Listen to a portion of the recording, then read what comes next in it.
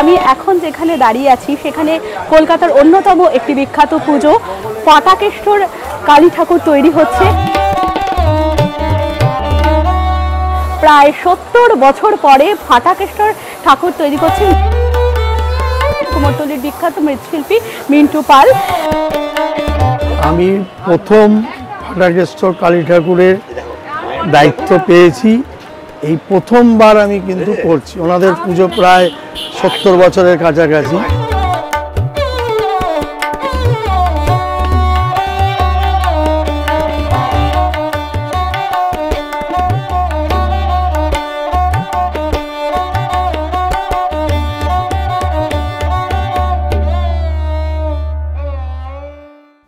কলকাতায় চলছে উৎসবের মরশুম। দুর্গাপুজো এবং লক্ষ্মী পুজোর শেষে প্রস্তুতি শুরু হয়ে গিয়েছে কালী পুজোর।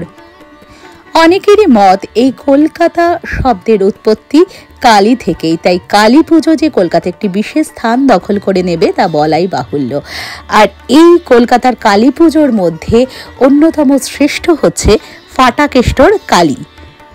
যদিও এই পুজোর উদ্যোক্তা যে ক্লাব, সেই ক্লাবটির নাম নবযুবক সংঘ, তবুও নবযুবক সংঘের কালী পুজোর থেকেও অনেক বেশি পরিচিত এই পুজোটি ফাটাকেষ্টর কালী পুজো বলে। এই বছর অর্থাৎ 2025-এ পুজোটি 68তম বর্ষে পদার্পণ করল। আর এই বছরই ঘটেছে একটি বড় সড় পরিবর্তন। প্রথম দিকে এই পুজোর প্রতিমাটি নির্মাণ করতেন শিল্পী কালীপদ পাল এবং তারপর অর্থাৎ তার মৃত্যুর পর তার পুত্র মাধব পাল প্রতিমাটি নির্মাণ করতেন এতদিন। কিন্তু এই বছর প্রতিমাটি নির্মাণ করছেন কুমোরটুলির বিখ্যাত মৃৎশিল্পী মিন্টু পাল। যদিও এর আগে বহু বিখ্যাত প্রতিমাই তৈরি করেছেন শিল্পী মিন্টু পাল, কিন্তু তবুও এই বছর এই ফাটাকেষ্টর কালী কিন্তু তার কাছে একটি বড় চ্যালেঞ্জ। আমরা পৌঁছে গিয়েছিলাম তার স্টুডিওতে, যেখানে তৈরি হচ্ছে এবছর অর্থাৎ 2025-এ ফাটাকেষ্টর কালী। আমরা আগের বছরও গিয়েছিলাম ফাটাকেষ্টর পুজো দেখতে, আর আপনারাও নিশ্চয়ই দেখেছেন। আপনারা বলুন তো, আগে এত বছর যে ফাটাকেষ্টর কালীর মুখ এবং এই বছর কিছু কি পরিবর্তন হয়েছে? যদি আপনাদের চোখে ধরা পড়ে অবশ্যই কমেন্ট বক্সে আমাকে লিখে জানাবেন। নমস্কার, আমি দেবশ্রী পান্থজন কথায় আপনাদের সকলকে স্বাগত।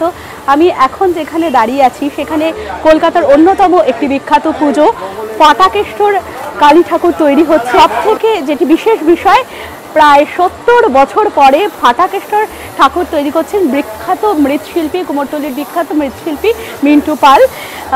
অপূর্ব সুন্দর এই প্রতিমা আপনারা জানেন। তবে আসুন আমরা দেখি ফাটাকেষ্টর কালী প্রতিমা কেমন তৈরি হয়েছে। প্রতিমা প্রায় শেষের দিকে এবং আজই ভোর রাতে বেরিয়ে যাবে এই প্রতিমা। থাকুন আমার সঙ্গে, আমরা দেখে নেব ফাটাকেষ্টর কালী ঠাকুর। আমি প্রথম ফাটাকেষ্টর কালী ঠাকুরের দায়িত্ব পেয়েছি, এই প্রথমবার আমি কিন্তু করছি। ওনাদের পুজো প্রায় ৭০ বছরের কাছাকাছি। তো কোনো একজন শিল্পী করতেন, তারপর আমার কাছে এই প্রথম এসছে। আমি কাজ করি প্রায় ৩৫ বছর ধরে এই শিল্পে যুক্ত। আমি এমনি দুর্গা প্রতিমা বহু জায়গায় করি, Santosh Mitra square, Vivekananda sporting club, এবং বহু নামি দামি পুজো করি। এবছর প্রথম ফাটাকেষ্টর কালী প্রতিমা আমার কাছে এসছে। আমি যতটা পেরেছি আমার যে শিল্পকর্ম আমি তুলে ধরেছি। এর আগেও কলকাতার অনেক নামি দামি পুজো করেছি, বিশ্বের সবচেয়ে বড় দুর্গাও বানিয়েছিলাম।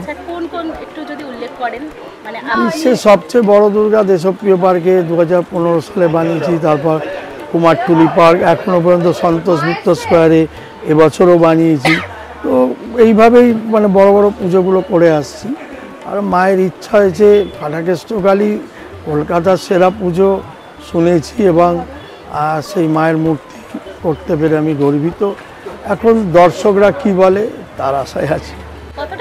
চ্যালেঞ্জ বেশ ভালোই চ্যালেঞ্জ, কেন একজন শিল্পী ৭০ বছর করতেন, তার থেকে ফিরে আর একজন শিল্পীর কাছে আসা এবং সেই ট্র্যাডিশনালটা বজায় রাখা, এটাই আমার কাছে সবচেয়ে বড় চ্যালেঞ্জ। সেটা এখন দর্শকরা বলবে আর পুজো কমিটি বলবে।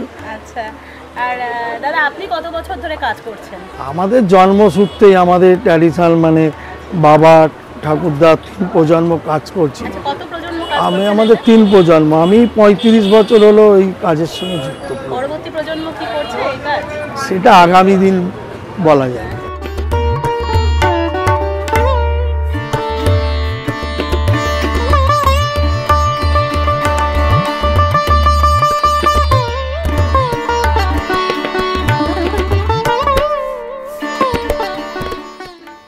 এখনও তিথি মেনে রাস্তা ধুয়ে ফুলের চাদর বিছিয়ে মাকে মণ্ডপে আনা হয় এবং এই ফাটাকেষ্টর কালী পুজোয় কিন্তু মায়ের নিরঞ্জনের শোভাযাত্রাও হয় দেখার মতো।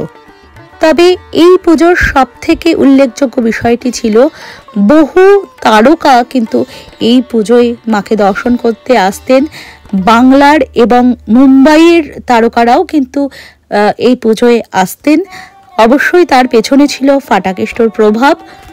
সেই তারকাদের মধ্যে ছিলেন বাংলার মহানায়ক উত্তম কুমার, মহানায়িকা সুচিত্রা সেন এবং মুম্বাইয়ের অমিতাভ বচ্চন, বিনোদ খান্না, আশা ভোসলে, রাহুল দেব বর্মন সহ আরও নামি দামি তারকারা।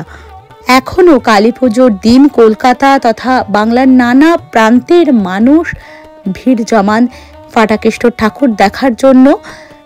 আমরা গত বছরও গিয়েছিলাম এবং একটি ভিডিও করেছিলাম এই ফাটাকেষ্টর কালী পুজোর। সেখানে কিন্তু প্রতিমা মিন্টু পালের ছিল না। আপনারা চাইলে সেই ভিডিওটি দেখতে পারেন, আমি লিঙ্ক ডেসক্রিপশন বক্সে দিয়ে দেব। সেই প্রতিমার সঙ্গে এই প্রতিমার যদি কোনো পার্থক্য আপনাদের চোখে পড়ে অবশ্যই কমেন্ট বক্সে লিখে জানাতে পারেন।